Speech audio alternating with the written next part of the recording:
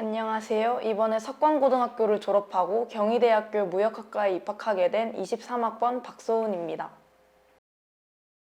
고등학교 1학년 1학기 당시 수학만 내신이 좋지 않았기 때문에 수학만을 전문적으로 하던 학원을 찾는 도중 친구들의 추천을 받아서 조재필 수학학원을 알게 되었습니다. 거리가 상당히 있었기 때문에 고민을 많이 하였지만 상담을 하면서 클리닉과 같이 수업 후 진행되는 체계적인 클리닉 수업이 마음에 들어서 선택하게 되었습니다. 고등학교 1학년 여름방학 특강부터 고등학교 3학년 수능 전까지 다녔었습니다. 워낙 좋은 선생님분들도 많이 계시지만 제가 생각하기에 조재필 수학학원의 가장 큰 장점은 클리닉이 매 수업 끝나고 있다는 점입니다.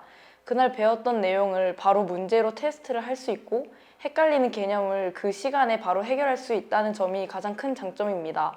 그리고 자주 레벨 테스트를 보는 것 또한 큰 장점인데 계속 레벨 테스트를 보면서 지속적으로 자신의 실력을 확인하고 그에 맞는 수업을 듣고 클리닉을 받을 수 있어서 효과적인 공부를 할 수 있었기 때문에 장점으로 뽑았습니다.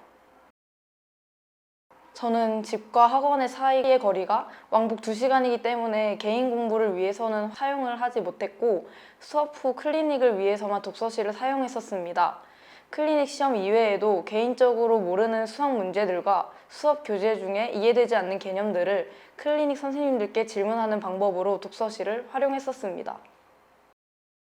저는 조재필 수학학원을 다니기 전에는 수학이 4등급이었는데 조재필 수학학원을 다닌 1학년 2학기 때부터는 2등급을 받았고 2학년 때도 모두 2등급을 받았고 3학년 때는 1학기와 2학기 모두 1등급으로 졸업을 했었습니다.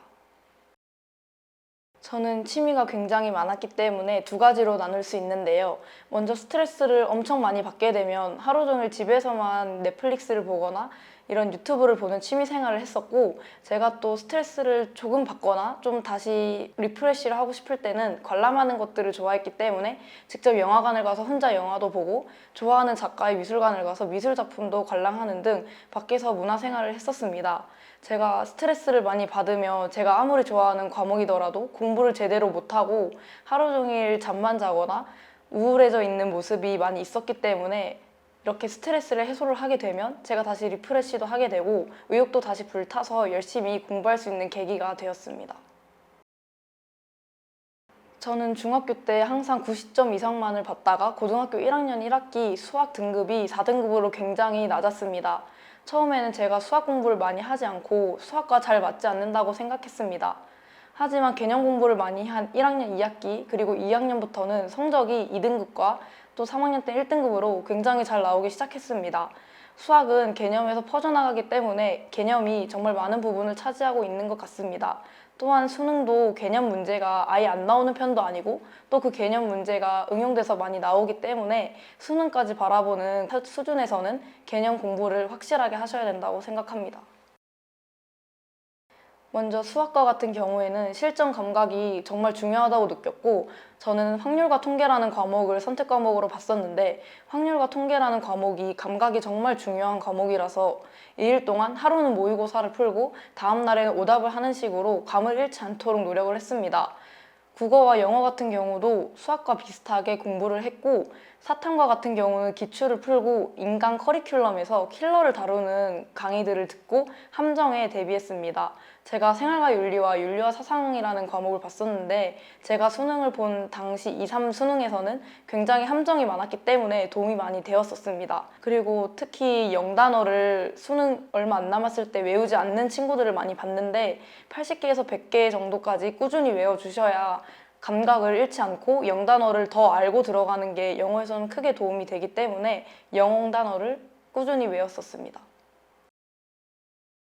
저는 플래너가 굉장히 도움이 많이 되었습니다. 저는 수시로 대학교를 입학을 했는데 내신을 준비하면서 공부해야 되는 문제집이나 복습해야 되는 학습지들을 정리해서 써놓고 매일 플래너에 해야 하는 분량을 정해 매일 아침 플래너를 쓰면서 공부하니 어느 과목을 더 공부했고 어느 과목이 부족하다는 점을 알 수 있었고 공부량을 한눈에 알아볼 수 있어서 공부를 조절하는 데 정말 많은 도움이 되었었습니다.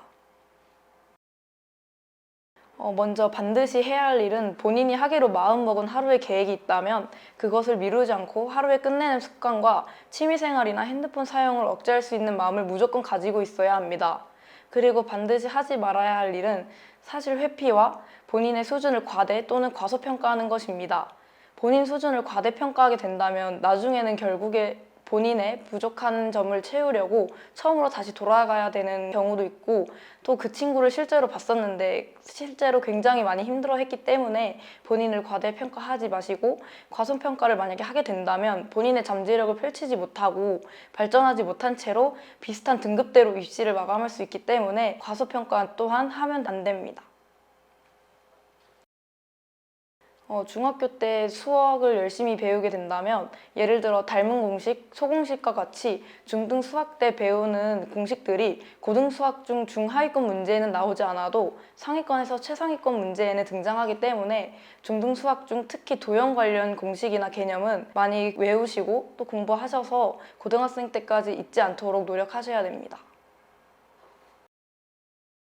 지금 의욕도 많이 생겼을 거고 수험 생활을 잘 마무리해야 된다는 부담감도 있을 텐데, 수능까지 11월까지 장기간 레이스라고 생각하고 페이스를 꼭 지키시고 건강을 잘 지키셨으면 좋겠습니다. 그리고 제가 굉장히 카페인을 많이 먹었었는데 카페인을 무리해서 마시지 마시고 아침밥을 꼭 챙겨 드셨으면 좋겠습니다. 왜냐하면 카페인을 많이 먹다 보니 대학교 입시가 끝난 후에 굉장히 건강이 좀 안 좋아졌기 때문에 건강이 가장 중요하다는 점 또한 알고 계셨으면 좋겠고, 입시를 하면서 후회 없는 한 해를 보내겠다는 마음가짐으로 마무리를 잘 하셨으면 좋겠습니다.